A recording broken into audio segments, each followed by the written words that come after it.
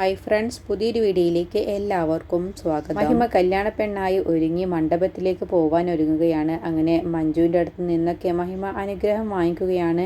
അങ്ങനെ മഞ്ജു മാധവൻ്റെ ഫോട്ടോ കാണിച്ചു കൊടുക്കുന്ന സമയത്ത് ആ ഫോട്ടോയിൽ നോക്കി മഹിമ അനുഗ്രഹം വാങ്ങുകയാണ് കേട്ടോ. എന്നിട്ട് കഴിഞ്ഞു പോയ ഓരോ കാര്യങ്ങളും ഓർക്കുകയാണ്. അച്ഛനൊത്ത് സന്തോഷത്തോടു കൂടി ജീവിച്ചിരുന്ന ആ നിമിഷത്തെക്കുറിച്ച് അറിഞ്ഞുകൊണ്ട് മഹിമയും മഞ്ജുവും ആലോചിക്കുകയാണ് കേട്ടോ. എന്നിട്ട് മഞ്ജു പറയുകയാണ്, മോളെ, നിന്റെ കൂടെ അച്ഛൻ്റെ അനുഗ്രഹം എപ്പോഴും ഉണ്ടാവും. അച്ഛൻ ജീവനോടെ ഉണ്ടായിരുന്നെങ്കിൽ മുകുന്ദനെ പോലത്തെ നല്ലൊരു പയ്യനെ തന്നെയാണ് നിനക്ക് വേണ്ടി ആലോചിക്കുകയുള്ളൂ എന്ന് പറയട്ടോ. അങ്ങനെ മുകുന്ദൻ നല്ലൊരു പയ്യനാണ്, നീ സന്തോഷത്തോട് മുകുന്ദൻ്റെ കൂടെ ജീവിക്കണം എന്നൊക്കെ പറയുകയാണ്. ഈ സമയം ഭാനു അമ്മയും സ്വപ്നയും കൂടി സംസാരിക്കുകയാണ്. അപ്പോൾ ഭാനുഅമ്മ ചോദിക്കുകയാണ്, അവരുടെ എല്ലാം കഴിഞ്ഞില്ലേ, അവർ റെഡിയായില്ലേ എന്ന് ചോദിക്കുമ്പോൾ സ്വപ്ന പറയാണ്, എങ്ങനെ കഴിയും, അവിടെ റൂമിൽ മാധവൻ്റെ ഫോട്ടോയിൽ നോക്കിയിട്ടല്ലേ ഓരോ കാര്യങ്ങൾ ചെയ്യുന്നത് എന്ന് പറയട്ടോ. അമ്മ ഒന്ന് വന്നു നോക്ക് എന്ന് പറഞ്ഞ് സ്വപ്നയും ഭാനു അമ്മയും കൂടി അവിടേക്ക് ചെല്ലുകയാണ്. അങ്ങനെ ഗിരിയും മഞ്ജുവും മഹിമയും കൂടി സംസാരിക്കാൻ കേട്ടോ. അപ്പം കരയുന്നത് കാണുമ്പോൾ ഗിരി സമാധാനപ്പെടുത്തുകയാണ്, നീ ഇങ്ങനെ കരയില്ലേ, നിന്റെ മേക്കപ്പ് ഒക്കെ ഒഴിച്ചു പോവും, ഈ കല്യാണത്തിന് ഇറങ്ങുന്ന സമയത്ത് ഈ പെണ്ണുങ്ങളൊക്കെ എന്തിനാ ഇങ്ങനെ കരയുന്നത് എന്നും പറഞ്ഞ് ഗിരി ചെറുതായിട്ടൊന്ന് തമാശ പറയുമ്പോൾ അവർ രണ്ടുപേരും ഒന്ന് ചിരിക്കുകയാണ് കേട്ടോ. അങ്ങനെ മഞ്ജു പറയാണ്, നിന്റെ കൂടെ അച്ഛൻ്റെ അനുഗ്രഹം ഉണ്ടാവും, നീ ഒന്നുകൊണ്ടും വിഷമിക്കരുത് എന്നൊക്കെ പറയുന്ന സമയത്ത് അച്ഛനില്ലെങ്കിലും അച്ഛൻ്റെ സ്ഥാനത്ത് നിന്ന് എൻ്റെ എല്ലാ കാര്യങ്ങളും നോക്കാൻ ഗിരിയേട്ടനുണ്ടല്ലോ എന്നങ്ങ് പറഞ്ഞതോടുകൂടി സ്വപ്നയ്ക്കും ഭാനുഅമ്മയ്ക്കും അത് ഒട്ടും തന്നെ ഇഷ്ടപ്പെടുന്നില്ല കേട്ടോ. അങ്ങനെ സ്വപ്ന ഭാനുഅമ്മയോട് സ്വകാര്യത്തിൽ പറയുകയാണ്, കണ്ടില്ലേ ഗിരിയേട്ടനെ അവൻ്റെ അച്ഛൻ്റെ സ്ഥാനത്ത് കാണുന്നു എന്ന്, എനിക്കിതൊന്നും കണ്ടിട്ട് സഹിക്കുന്നില്ല കേട്ടോ അമ്മേ എന്നൊക്കെ പറയാണ്. അപ്പോഴത്തേക്കും അമ്മ ദേഷ്യപ്പെട്ട് താഴേക്ക് പോവുകയാണ് കേട്ടോ. അപ്പോൾ സ്വപ്ന കൂടി ചെല്ലുകയാണ്, എന്താ അമ്മേ, എന്താ ഇങ്ങനെ ആലോചിച്ച് നിൽക്കുന്നത് എന്ന് ചോദിക്കുമ്പോൾ ആ മാധവൻ്റെ ഫോട്ടോയിൽ നോക്കി അവർ രണ്ടുപേരും അനുഗ്രഹമൊക്കെ വാങ്ങുന്ന സമയത്ത് ഗിരി അതൊന്നും കണ്ടിട്ട് മിണ്ടാതെ നിൽക്കുന്നത് കാണുമ്പോൾ എനിക്ക് സഹിക്കുന്നില്ല, ഗിരി എന്താ ഇത്രയ്ക്കധികം മാറിയത് എന്നൊക്കെ പറയട്ടോ. അപ്പോൾ സ്വപ്ന പറയണേ, ആ അമ്മയ്ക്ക് ഇപ്പോഴാണ് മനസ്സിലായത്, ഗിരിയേട്ടൻ എപ്പോഴും മാറിക്കഴിഞ്ഞില്ലേ, മഞ്ജു പറയുന്നത് എന്താണോ ഇതല്ലേ ഇപ്പോൾ ഗിരിയേട്ടൻ അനുസരിക്കുന്നത്, അല്ലാതെ അമ്മയ്ക്കിപ്പോൾ ഇവിടെ ഒരു സ്ഥാനവുമില്ല, അമ്മ പോലും മഞ്ജുവിൻ്റെ എല്ലാ കാര്യത്തിനും കൂട്ടുനിൽക്കുന്നില്ലേ എന്ന് പറയുമ്പോൾ ഞാൻ അവളെ സ്നേഹിക്കുന്നുണ്ടെങ്കിൽ, മഞ്ജുവിനെ ഞാൻ എന്തെങ്കിലും തെറ്റുകൾ ചെയ്യുമ്പോൾ അതെല്ലാം കണ്ടില്ല എന്ന് വെക്കുന്നുണ്ടെങ്കിൽ അതെല്ലാം എൻ്റെ പേരക്കുട്ടിക്ക് വേണ്ടിയിട്ടാണെന്ന് പറയുമ്പോൾ ആ പേരക്കുട്ടിയുടെ പേരും പറഞ്ഞ് അമ്മ അവളെ തലേ കയറ്റി വെച്ചോ എന്ന് പറയട്ടോ. അപ്പോൾ അതുകൊണ്ട് തന്നെയാണ് അവൾ അമ്മയെ അനുസരിക്കാത്തത് എന്ന് പറയുമ്പോൾ അവളുടെ കാര്യമൊക്കെ അവിടെ നിൽക്കട്ടെ, നീ പോലും എന്നെ അനുസരിക്കുന്നില്ലല്ലോ, സ്വന്തം അമ്മയുടെ ഒരു വാക്ക് പോലും നീ കേൾക്കുന്നുണ്ടോ എന്ന് ചോദിക്കുന്ന സമയത്ത് സ്വപ്ന ഒന്ന് പതറിപ്പോവുകയാണ് കേട്ടോ. അങ്ങനെ ഭാനുമ്മ പറയണം, ഒരു അമ്മ സ്വന്തം മക്കളെയും പേരക്കുട്ടികളെയും മനസ്സറിഞ്ഞ് സ്നേഹിക്കുന്നത് അവരിൽ നിന്നും ഒന്നും പ്രതീക്ഷിച്ചിട്ടല്ല, അതുകൊണ്ട് എനിക്ക് നിങ്ങളൊക്കെ സന്തോഷത്തോടു കൂടി ജീവിക്കുന്നത് കാണണം അത്രമാത്രം എന്നങ്ങ് പറയട്ടോ. അപ്പോഴാണ് ഗിരി അവിടേക്ക് വരുന്നത്. എന്നിട്ട് ഗിരി ചോദിക്കുകയാണ്, എന്താ നിങ്ങൾ രണ്ടുപേരും സംസാരിക്കുന്നത്, എന്തെങ്കിലും പ്രശ്നമുണ്ടോ, നമുക്ക് പോവേണ്ടേ എന്ന് ചോദിക്കുമ്പോൾ ഭാനുമ്മ പറയണ, ദാ ഞങ്ങളുടെയൊക്കെ കഴിഞ്ഞു, നീ എന്നാ അവരെ വിളിച്ച് നമുക്ക് ഇറങ്ങാം എന്ന് പറയണ്.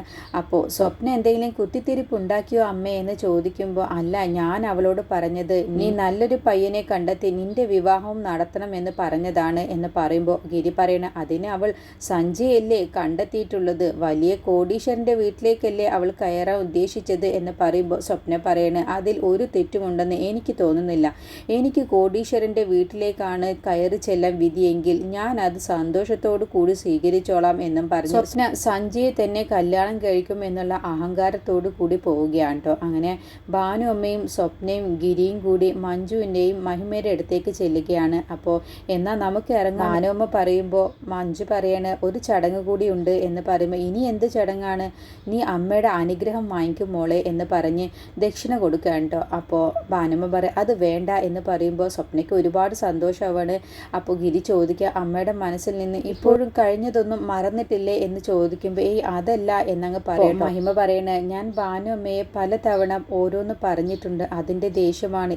അങ്ങനെയൊന്നുമല്ല മോളെ, എൻ്റെ അറിവില്ലായ്മ കൊണ്ട് ഭാനുഅമ്മയോട് പലതവണ ഞാൻ മോശമായി സംസാരിച്ചു സംസാരിച്ചതിനും പെരുമാറിയതിനും എല്ലാം എന്നോട് ഭാനുമ്മ ക്ഷമിക്കണം എന്ന് പറയട്ടോ. ഭാനുമ്മ പറയണ, അതുകൊണ്ടല്ല മോളെ, നീ കല്യാണം കഴിക്കാൻ പോകുന്ന പെൺകുട്ടിയാണ്, നിന്നെ ഞാൻ അനുഗ്രഹിക്കാൻ കഴിയില്ല, ഒരു വിധവയായ ഞാൻ എങ്ങനെ നിന്നെ അനുഗ്രഹിക്കും? അപ്പോൾ ഗിരി പറയണ, ഓ അതാണ് അമ്മ, അതിലൊക്കെ വല്ല ആവശ്യമുണ്ടോ എന്ന് ചോദിക്കുമ്പോൾ ഉണ്ട്.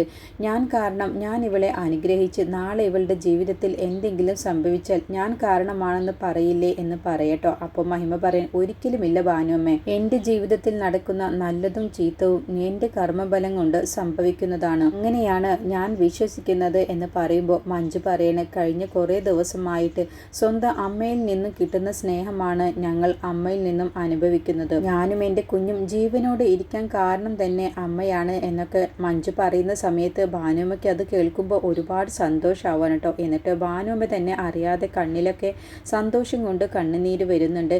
അങ്ങനെ മഞ്ജു പറയണം, അങ്ങനെയുള്ള ഭാനുമ്മയുടെ അടുത്ത് നിന്നും എൻ്റെ അനിയത്തി അനുഗ്രഹം വാങ്ങുന്നതിൽ ഒരു തെറ്റുമില്ല, അതിനുവേണ്ടി ഇനി എന്ത് ആചാരം മുടങ്ങിയാലും ഞങ്ങൾക്ക് ഒരു കുഴപ്പവുമില്ല എന്ന് പറയണം. എന്നിട്ട് മഹിമ ഭാനുമ്മയ്ക്ക് ദക്ഷിണ കൊടുക്കാൻ കേട്ടോ. എന്നിട്ട് പറയണേ, എൻ്റെ അറിവില്ലായ്മ കൊണ്ട് ഭാനുമ്മയോട് ഞാൻ എന്തെങ്കിലും പറയുകയോ പ്രവർത്തിക്കുകയോ ചെയ്തിട്ടുണ്ടെങ്കിൽ എന്നോട് ക്ഷമിക്കണം എന്ന് പറഞ്ഞ് ഭാനുമ്മയ്ക്ക് ദക്ഷിണ കൊടുക്കാൻ കേട്ടോ. എന്നിട്ട് ഭാനുമ്മ ദക്ഷിണ വാങ്ങിയ ശേഷം മഹിമ ഭാനുമ്മയുടെ കാലിൽ തൊട്ട് അനുഗ്രഹം വാങ്ങിക്കുകയാണ്. അങ്ങനെ മനസ്സറിഞ്ഞുകൊണ്ട് തന്നെ ഭാനുമ്മ മഹിമയെ അനുഗ്രഹിക്കുകയാണ് കേട്ടോ. എന്നിട്ട് ഗിരിയും മഞ്ജുവും മഹിമയും കൂടി പോവുകയാണ്. അപ്പോൾ സ്വപ്നയും ഭാനുമ്മയും കൂടി അവിടെ തനിച്ചാകുന്ന സമയത്ത് സ്വപ്ന പറയണ ഭാനുമ്മയുടെ, അമ്മ അവളെ പ്രാഗിയിട്ടല്ലേ അനുഗ്രഹിച്ചത് എന്ന് ചോദിക്കുമ്പോൾ ഈ ഭാനുമ്മയ്ക്ക് അങ്ങനത്തെ ഒരു സ്വഭാവമൊന്നുമില്ല, ഞാൻ മനസ്സ് നിറഞ്ഞ് അനുഗ്രഹിച്ചിട്ട് തന്നെയാണ്, സന്തോഷത്തോട് കൂടിയിട്ടാണ് അവളെ അനുഗ്രഹിച്ചത് എന്ന് പറയണം.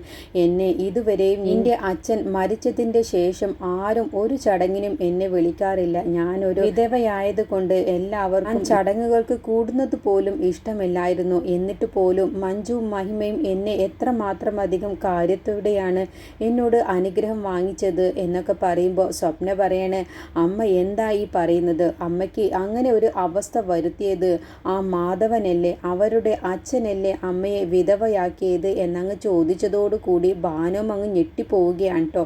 അപ്പോഴാണ് ഭാനുമ്മ അങ്ങനെ ചിന്തിക്കുന്നത്. അങ്ങനെ സ്വപ്ന എരിപിരി കയറ്റിയതോടുകൂടി ഭാനുമ്മ ആകെ കല്ലായി നിന്ന് പോവുകയാണ്. അമ്മയ്ക്ക് ഈ ഒരു അവസ്ഥ വരാൻ കാരണക്കാരൻ അയാളുടെ മകളെ എന്തിനാണ് അമ്മ അനുഗ്രഹിച്ചത്? എനിക്കൊരിക്കലും കഴിഞ്ഞു പോയ കാര്യങ്ങൾ മറക്കാൻ കഴിയില്ല, എൻ്റെ അച്ഛനെ ഇല്ലാതാക്കിയ അയാളുടെ മക്കളോട് എനിക്ക് ഒരിക്കലും ക്ഷമിക്കാൻ കഴിയില്ല എന്ന് പറഞ്ഞ് സ്വപ്ന ദേഷ്യപ്പെട്ട് അവിടെ നിന്നും പോവുകയാണ് കേട്ടോ. അങ്ങനെ സ്വപ്ന പറഞ്ഞ വാക്കുകൾ ഓർത്ത് ഭാനുമ്മ ഒരു നിമിഷം ആകെ സങ്കടപ്പെട്ട് സ്റ്റെക്കായി നിന്ന് പോവുകയാണ്.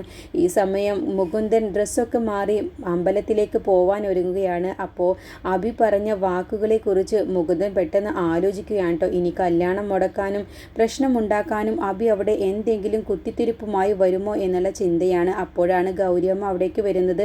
എന്നിട്ട് ഗൗരിയമ്മ ചോദിക്കുകയാണ്, നീ എന്താ ഇങ്ങനെ ടെൻഷനായിട്ടിരിക്കുന്നത്? അഭി ഇന്നലെ പറഞ്ഞ കാര്യങ്ങളെക്കുറിച്ച് ഓർത്തിട്ടാണോ? നീ ടെൻഷൻ ആവാതിരിക്കുക, ഒന്നും വരില്ല, നടക്കാനുള്ളത് എല്ലാം നടക്കും, നീ അങ്ങനെ സമാധാനിക്കുക എന്ന് പറയണ. അങ്ങനെ ഗൗരിയമ്മയുടെ അടുത്ത് നിന്നും മുകുന്ദൻ അനുഗ്രഹം വാങ്ങുകയാണ്. അമ്മ, ഞാനൊരു പുതിയ ജീവിതത്തിലേക്ക് കടക്കാൻ പോവുകയാണ്, അമ്മയുടെ അനുഗ്രഹം എനിക്ക് വേണം എന്ന് പറഞ്ഞ് ഗൗരിയമ്മയുടെ അടുത്ത് നിന്നും അനുഗ്രഹം വാങ്ങുകയാണ്. അങ്ങനെ ഗൗരിയമ്മ മുകുന്ദനെ ഉമ്മ ഒക്കെ വെച്ച് കൊടുക്കാണ്ട് അങ്ങനെ നേരെ അവർ അമ്പലത്തിലേക്ക് പോവുകയാണ്. അടുത്ത എപ്പിസോഡിൽ ഗിരിയും മഞ്ജുവും മഹിമയും കൂടി അമ്പലത്തിലെത്തുകയാണ് കേട്ടോ. അപ്പോൾ മുകുന്ദനും ഗൗരിയമ്മയൊക്കെ അവിടെ എത്തിയിട്ടുണ്ടാവും. അങ്ങനെ സന്തോഷത്തോടു കൂടി ചടങ്ങുകളൊക്കെ നടക്കുകയാണ്. അങ്ങനെ അതിഥിയായിട്ട് വരുന്നത് അവിടേക്ക് നിധിയും ഗൗതമുമാണ്. അവരുടെ കല്യാണത്തിന് കൂടാൻ വേണ്ടി മഞ്ജു നിധിയെ വിളിച്ചിട്ടുണ്ടാവും. നിധിയും മഞ്ജുവും കൂട്ടുകാരികളായിരിക്കും. അങ്ങനെ സന്തോഷത്തോടു കൂടി അവരുടെ ചടങ്ങിൽ പങ്കെടുക്കാൻ നിധിയും ഗൗതമും എത്തുകയാണ്.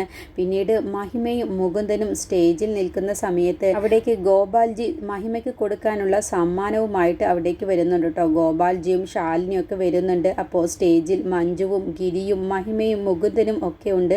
അങ്ങനെ മഹിമയുടെ കയ്യിലേക്ക് ഗോപാൽജി ആ സമ്മാനം കൊടുക്കുന്നതോടുകൂടി മഹിമ അതങ്ങ് വലിച്ചെറിയുകയാണ് കേട്ടോ. എന്നിട്ട് ഈ കല്യാണത്തിൽ നിന്നും നിങ്ങളെ ആര് ക്ഷണിച്ചതാണ്, നിങ്ങൾ ഇവിടെ നിന്നും പോവണമെന്ന് പറഞ്ഞ് ബഹളം വെക്കുന്ന സമയത്ത് ഗിരി പറയുകയാണ്, ഗോപാൽജി ഈ കല്യാണത്തിന് ഈ ഫംഗ്ഷന് കൂടിയില്ല എന്നുണ്ടെങ്കിൽ പിന്നെ ഒരു നിമിഷം പോലും ഞാനും ഇവിടെ നിൽക്കില്ല എന്നങ്ങ് പറഞ്ഞതോടുകൂടി മഞ്ജുവും മഹിമയും ആകെ ഞെട്ടിപ്പോവുകയാണ്. ഗോപാൽജിക്ക് വേണ്ടി ഗിരിയേട്ടൻ ഇങ്ങനെ സംസാരിക്കുമെന്ന് അവർ ഒട്ടും തന്നെ പ്രതീക്ഷിച്ചില്ല. അങ്ങനെ ഗോപാൽജിയും ശാലിനിയും മഹിമയുടെ കല്യാണം കൂടാൻ വേണ്ടി അവിടെ അവിടെ ഉണ്ടാവും. അപ്പോൾ മഞ്ജുവിനും മഹിമയ്ക്കും ഗിരിയുടെ ആ സംസാരവും ഗിരി ആ പറഞ്ഞ വാക്കുകളും ഒട്ടും തന്നെ ഇഷ്ടപ്പെടുന്നില്ല. അങ്ങനെ ഗിരി ആ കല്യാണ ചടങ്ങിൽ നിന്നും ഇറങ്ങിപ്പോവും എന്ന് പറഞ്ഞപ്പോൾ മഞ്ജുവിനും മഹിമയ്ക്കും ഒന്നും ചെയ്യാനാവാതെ അവർ ഒന്നും മിണ്ടാതെ ഗോപാൽജിയെ ആ ഫംഗ്ഷനിൽ നിന്നും ഇറക്കി വിടാൻ കഴിയാതെ നിസ്സഹായതോടു കൂടി ഒന്നും മിണ്ടാതെ അവർ നിൽക്കുകയാണ്.